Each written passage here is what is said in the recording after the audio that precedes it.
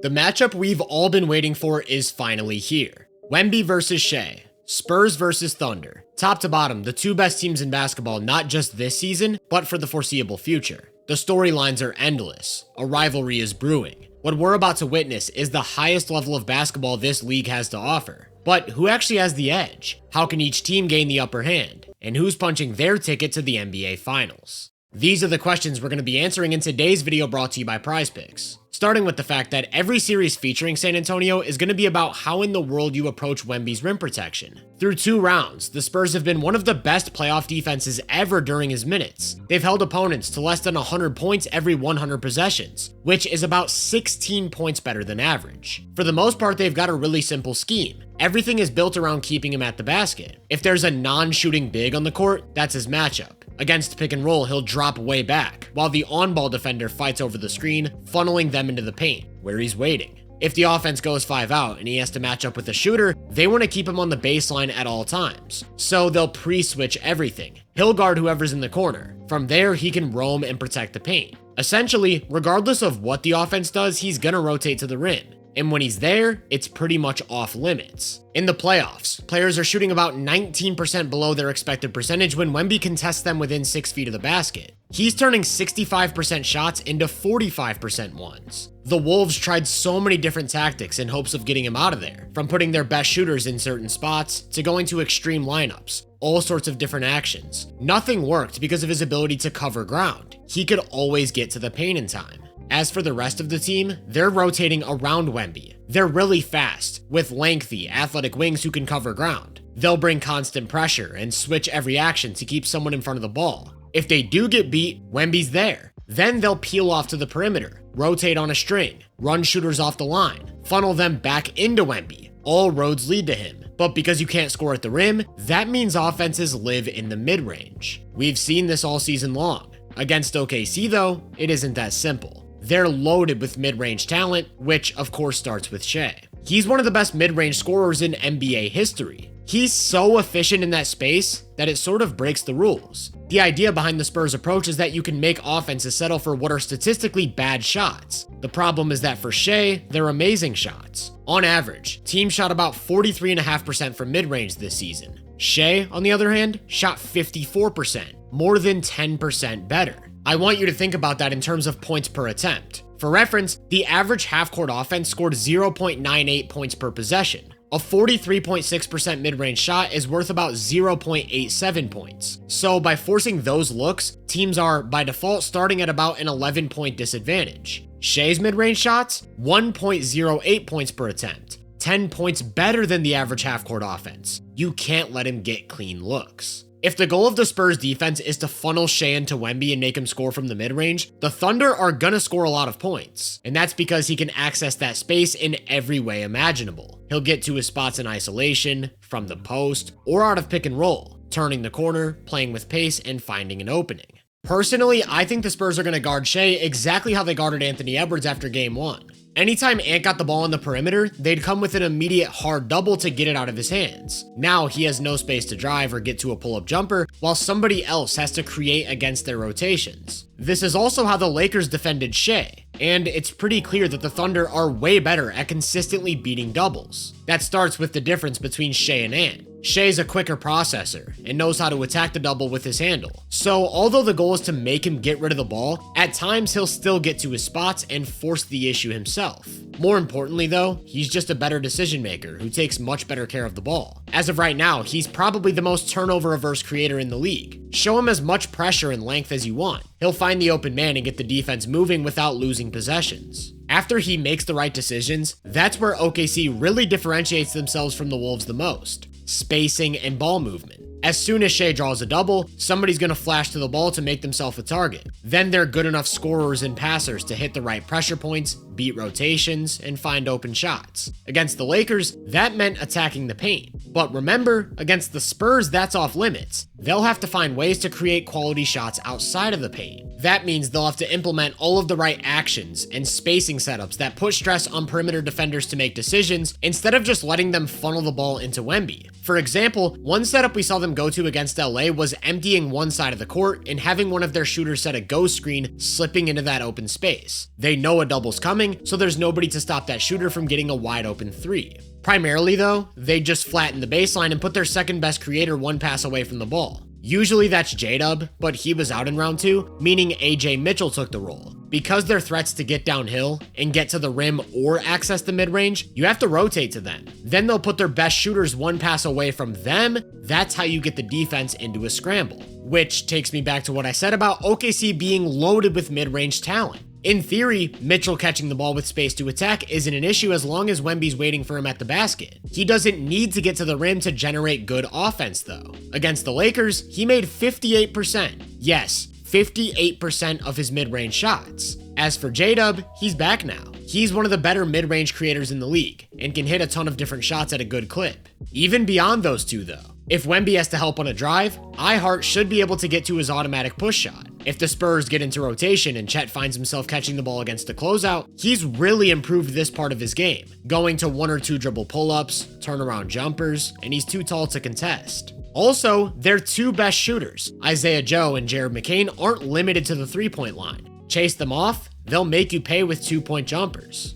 All that's to say, I just don't think the Spurs' goal is going to be similar to what it is against most teams. Of course, they'll want to keep Wemby in the paint at all times. They'll try to get the ball out of Shai's hands and trust their rotations. Instead of running every shooter off the line and funneling them inside the arc though, I think they'll target specific guys that they want to take the three. That's what we saw in their regular season matchups. They targeted Lou Dort, Cason Wallace, and Alex Caruso. The second time they faced, Dort attempted 8 threes. The third time, he attempted 7. Also in that third game, Caruso got up 12 threes in 19 minutes. He only made 2 of them. Over the entire season, Caruso's been just a 31% catch and shoot guy. That's not going to cut it. Wallace and Dort have been in that 35 to 36% range. They'll have to maintain that efficiency on increased volume. Also, I wouldn't be surprised to see them target Mitchell, make him play from the three-point line instead of letting him attack downhill. If they can hit their threes, they should be fine. If not, their offensive execution will have to be perfect, like it was in their last healthy matchup against the Spurs. They did a really good job of engaging Wemby in certain actions and making him close to the three-point line by putting their best shooters in certain spots on the court. That opened things up for Shai, J-Dub, and Mitchell to get to their spots inside the arc, generate high-quality twos, and draw fouls.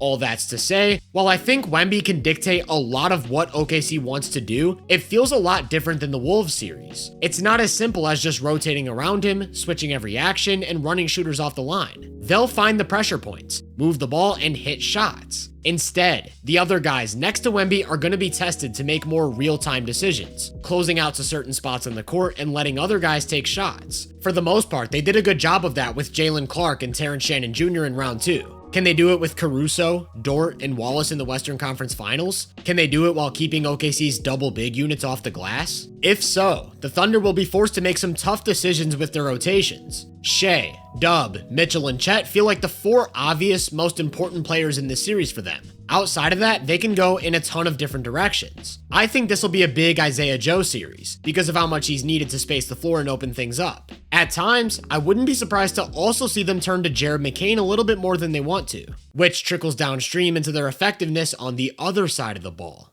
But before we get into that, I want to take a second to thank PrizePicks for sponsoring today's video. If you know you can play responsibly and you have the means to do so, PrizePicks is America's #1 daily fantasy app. So if you're looking for a place to get in on the conference finals, use code HMA and get started. Anything can happen in game 1. Like I said, I'm expecting the Spurs to go with an anyone but Shai strategy, and AJ Mitchell feels like the X factor. He averaged 23 against the Lakers. I'm expecting him to score more than 12.5 to open this series. As for pick number 2, we're keeping it simple. Wemby blocks a lot of shots. He'll be living in the paint, and the Thunder are going to attack it. I think he'll pick up 3 or more blocks, and it's that easy. Find the stat you want, pick more or less, and you've got your lineup. If you sign up for PrizePicks with code HMA and play $5, you get $50 in lineups instantly. So either download the app or click the link in the description to get started, and let me hear your picks down in the comments. In order to defend the Spurs, you have to be able to keep them away from the rim. Their roster is absolutely loaded with guys who can apply downhill pressure. That starts in transition. They've been living an early offense throughout the playoffs, with the energy, speed, and skill to just break games wide open with fast-paced buckets. The Thunder are one of the best transition defenses we've ever seen. They don't turn the ball over, so there aren't any easy runouts. They're always quick to get back, often with multiple rim protectors, so there aren't many opportunities to catch them out of position.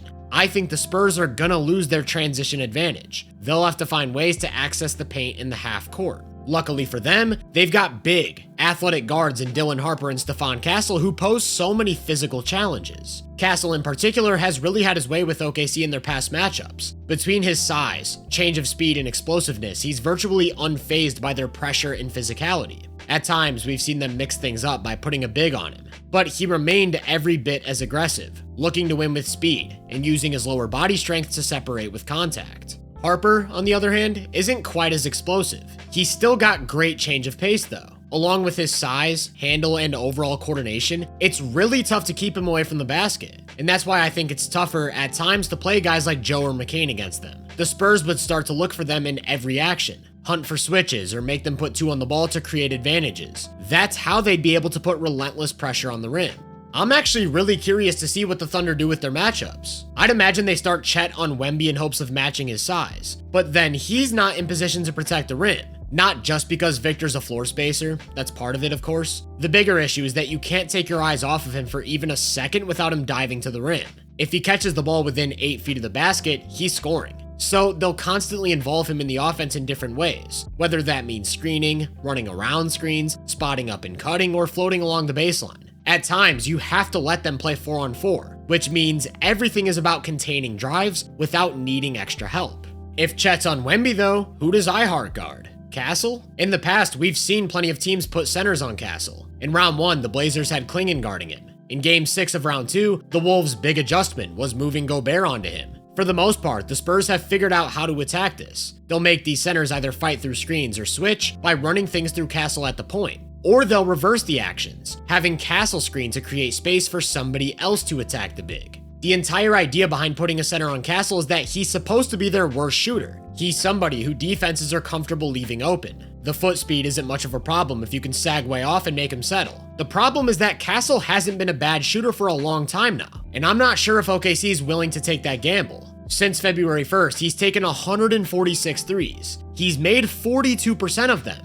He's been lights out in the playoffs, especially, and if he's hitting his threes, you have to step up, at least a little bit, which then makes it easier for him to win with speed, and at that point, it doesn't make any sense to put a big on him. I'm curious to see how the Thunder approach that, or if Castle stops shooting at such a high clip. The only other option regarding Hartenstein would be to throw him on a shooter like Julian Champagnie. Again though, he's not going to be in position to help at the rim, and they'll make him defend different screening actions, forcing the same sort of issues. It's important to remember though, that's only in starting and closing lineups. If any one of Keldon Johnson, Carter Bryant, or Harrison Barnes is out there, they shouldn't have a problem throwing iHeart on them. It's just specifically when they go to those lineups with 2 guards and 2 shooters, or 3 guards, that things become weird. And that's how the Spurs always start and close games. I'm expecting the Thunder to go away from double big units in these situations. iHeart can be more of a chess piece to use at certain points throughout the game. For example, he'll probably match all of Luke Cornett's minutes, neutralizing him on the glass and helping win those bench minutes. When the Spurs go to their best lineups, OKC probably goes smaller, throwing J-Dub at the 4 and getting a guy like Joe, Mitchell, or Caruso on the court. That would allow them to match up a lot more seamlessly. You can put a legit perimeter defender on Castle and wings on their shooters, while keeping size on Wemby. Or you can get creative, like they have in the past, and put a smaller defender on Wemby. Then switch everything, attack his center of gravity, and try to keep him from posting up or getting open in the paint. Either way, these smaller lineups are elite in rotation, and that's what's most important. They'll be able to switch for the most part. Anytime one of those Spurs guards gets downhill, they'll be able to bring help, close out on shooters, and force them to make tough decisions. That's not to say these smaller lineups don't raise new issues though. Firstly, there's a lack of secondary rim protection. If Chet or whoever is glued to Wemby can't help, those downhill guards pose a big issue. Resistance on the ball is everything for the Thunder in this series. If they can't contain drives, they'll be forced to overhelp from the corners, which is how the Spurs start to unleash their shooters. While OKC has the ability to field out the best point of attack lineups we've ever seen, their best defenders are their weakest offensive players. It'll be tough to find a balance. An even bigger issue than the lack of rim protection, though, is the lack of rebounding. Throughout the playoffs, we've seen a deliberate effort from the Spurs to have their wings crash the offensive glass. They're feasting on second chance opportunities. The Thunder have to box out, and they have to close possessions. Because if not, that's how the Spurs can start to access the highest percentage shots.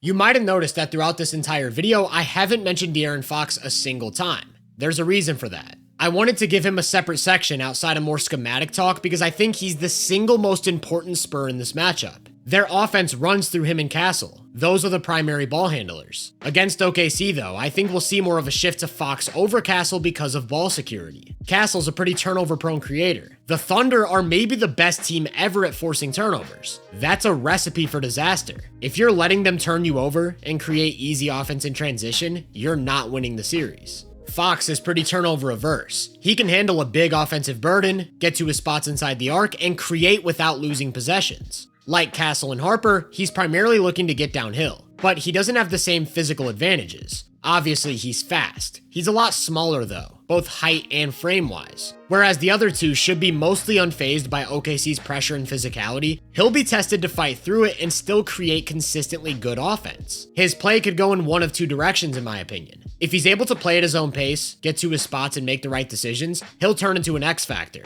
If the Thunder speed him up and he starts to settle for long off-the-dribble jumpers, all of a sudden they're no longer stressed behind the play. No help, no rotation, no trouble on the glass. Him getting his game off could be the difference between winning or losing this series. Not just next to Wemby, running pick and roll, or winning his isolation matchups and forcing them to make decisions. But without Wemby, all season long, the story has been that the Spurs dominate whenever he's out there and often get played to a stalemate with him on the bench. Essentially, they wouldn't lose if they could play him 48 minutes every game. That's not possible though. His body and his conditioning as a 7'5" anomaly aren't capable of logging those numbers. It's still rare to even see him play 40. When he's not on the court and OKC goes to their super bench, De'Aaron Fox will have to be the separator. All things considered, the Spurs have to win this series on defense. That starts with getting the ball out of Shai's hands while keeping Wemby at the rim. If they can execute their defensive rotations to perfection, they should be able to funnel threes to OKC's weaker shooters. Also, I think it'll be important for them to win the rebounding battle.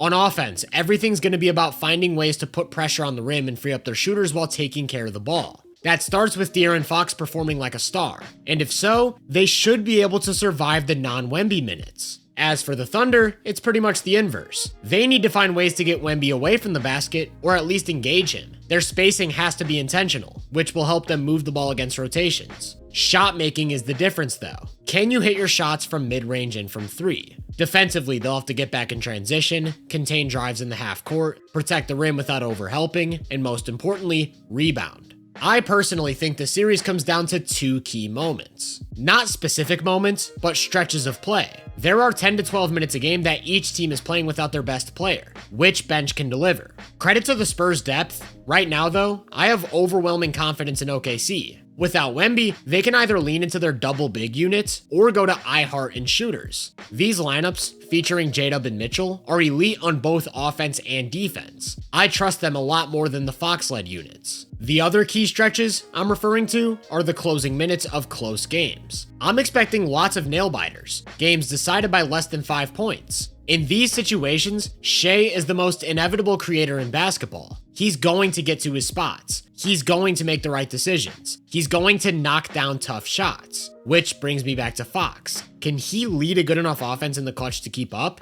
It's definitely possible, but if I had to bet, I think the Thunder win more close games. They also have the ability to create more separation on the scoreboard in blowouts. Not only can they break games wide open by forcing turnovers, they're due for one or two hot shooting nights off of the open threes they'll be given. To me, this matchup screams 7-game series, and in a game 7, anything can happen, especially between two teams of this caliber. All season long, these have been the two. All roads led to this matchup. Many would consider this a preliminary NBA Finals. Personally, I'm going with the Thunder in a tough 7 games, closing out the Western Conference on their home floor and making it to a second straight NBA Finals.